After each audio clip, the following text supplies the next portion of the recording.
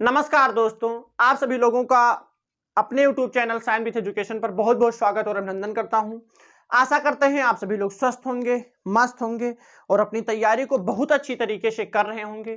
पिछले क्लास में हम लोग पढ़े थे महान प्रवाल भित्ति के बारे में, जिसमें महान प्रवाल भित्ति क्या होती हैं, कहाँ पाई जाती हैं, इन सब के बारे में हम लोग चर्चा किए थे। आज की क्लास में हम लोग पढ़ेंगे अफ्रीका कॉन्टिनेंट के बारे में, क्योंकि हम लोग पढ़ रहे हैं कॉन्टिनेंट, महाद्वीप पढ़ रहे हैं, जिसमें ऑस्ट्रेलिया महाद्वीप पढ़ चुके थे। आज की क्लास में हम लोग अफ्रीका कॉन्टिनेंट पढ़ेंगे। तो सबसे पहले हेडिंग डालिएगा अफ्रीका कॉन्टिनेंट।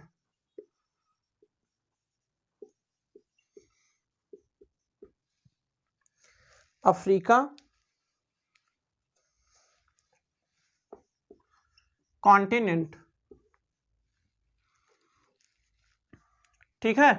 तो अब इसमें समझिएगा कि अफ्रीका कॉन्टिनेंट क्या है। तो सबसे पहले समझिएगा कि जो अफ्रीका कॉन्टिनेंट है ये जनसंख्या के आधार पर और एरिया मतलब क्षेत्रफल के आधार पर दूसरा विश्व का सबसे बड़ा महाद्वीप है। तो सबसे पहला पॉइंट लिखिएगा कि जो अफ्रीका कॉन्टिनेंट है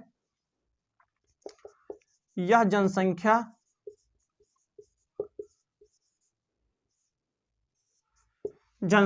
और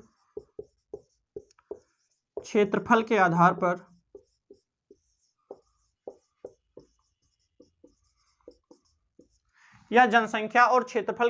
पर विश्व का दूसरा सबसे बड़ा महाद्वीप है।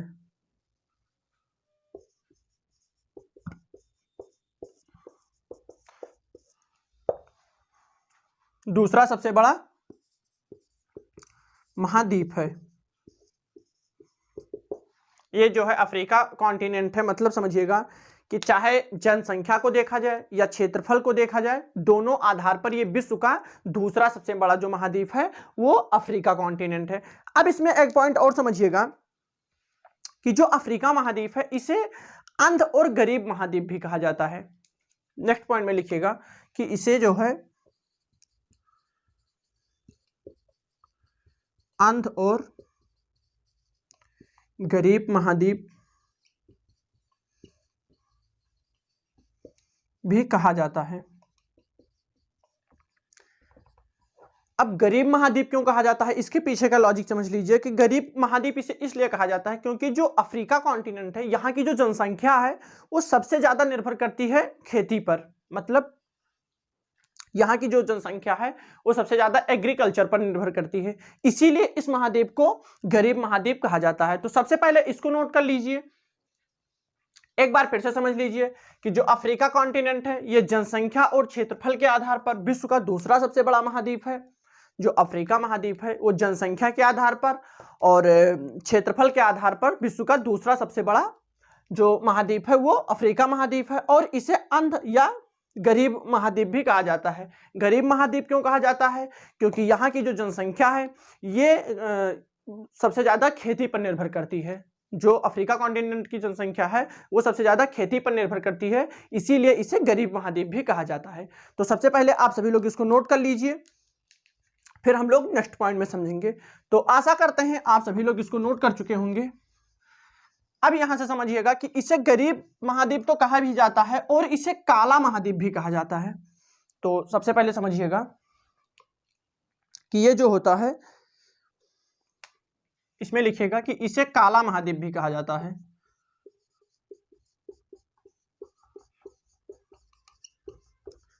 इसे काला महाद्वीप भी कहा जाता है। और काला महाद्वीप इसे इसलिए कहा जाता है क्योंकि ये जो अफ्रीका कॉन्टिनेंट है ये उष्ण कटिबंध में स्थित है। समझिएगा कि जो यहां से समझिएगा कि इसे काला महाद्वीप भी कहा जाता है क्योंकि ये जो है ये उष्ण कटिबंध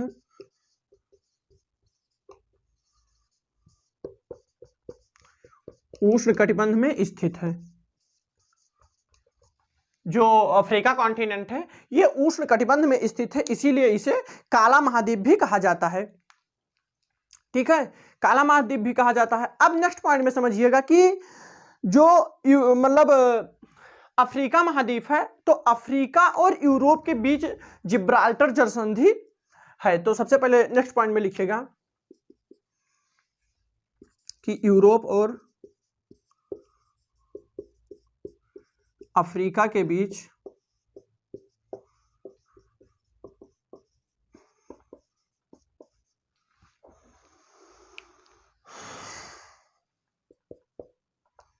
जिब्राल्टर,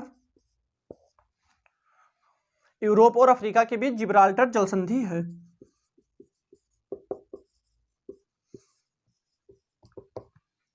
एक बार फिर से समझिएगा कि जो अफ्रीका कॉन्टिनेंट है इसे काला महाद्वीप भी कहा जाता है। काला महाद्वीप इसलिए कहा जाता है क्योंकि जो यहाँ की काला महाद्वीप इसलिए कहा जाता है क्योंकि जो अफ्रीका कॉन्टिनेंट है ये उष्ण कटिबंध पर स्थित है, या उष्ण कटिबंध वाले जो भाग है उस पर स्थित है, और यूरोप और अफ्रीका के बीच जो है वो जिब्राल्टर जल संधि है। तो इसको आप सभी लोग नोट कर लीजिए, फिर हम लोग समझेंगे। अब यहां से एक बात और समझ लीजिए कि एशिया और अफ्रीका के बीच में सुएज नहर स्थित है।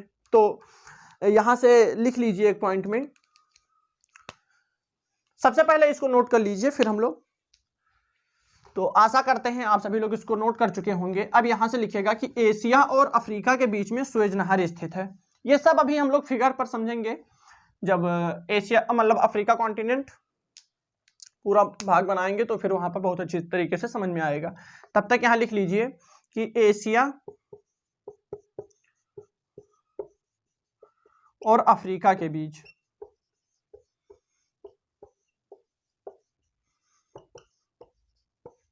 सुएज नहर है।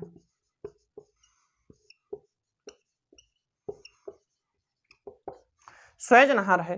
तो अब हम आशा करते हैं कि आप सभी लोग इसको समझ गए होंगे। अब हम लोग इसको फिगर पर समझेंगे। तो 1 मिनट क्लास को रोकेंगे, फिर हम लोग फिगर पर समझेंगे।